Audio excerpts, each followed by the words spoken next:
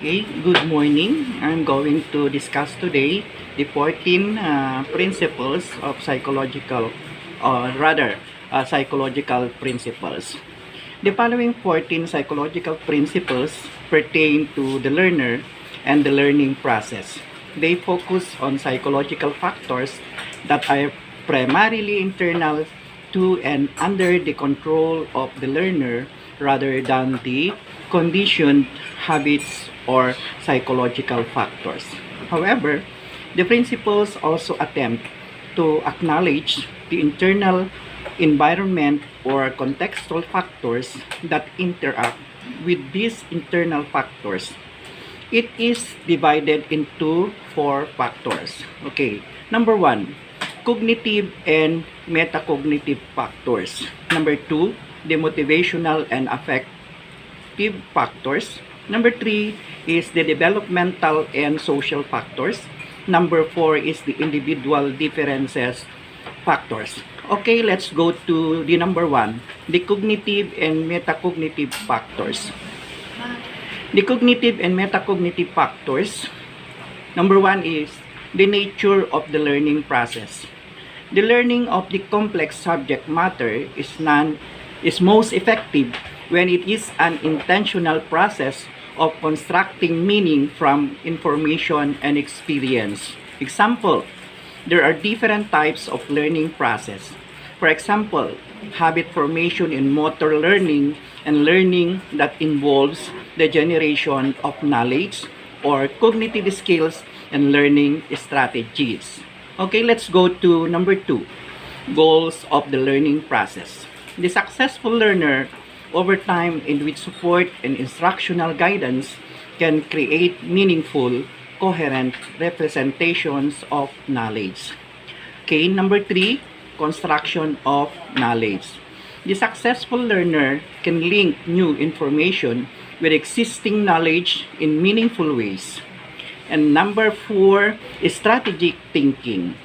The successful learner can create and use of repertoire of thinking and reasoning strategies to achieve complex learning goals. And number five, the last is number five, thinking about thinking.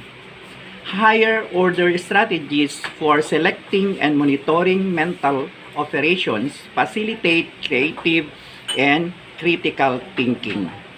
Number six is the context of learning. Learning is influenced by environmental factors, including culture, technology, and instructional practices. Okay, the motivation and affective factors. Number seven, motivational and emotional influence on learning. What and how much is learned is influenced by the motivation. Motivation learned in turn is influenced by the individual's emotional states, beliefs, interests, and goals, and habits of thinking. Let's go now to number 8. Intrinsic motivation to learn.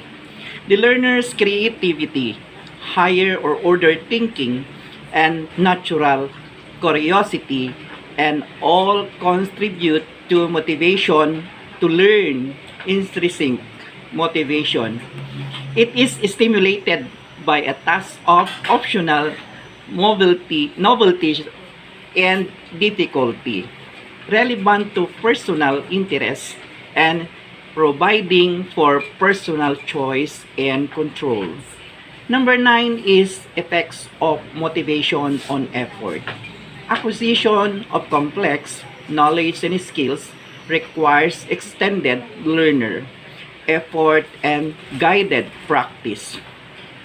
Without learners' motivation to learn, the willingness to exert this effort is unlikely without coercion.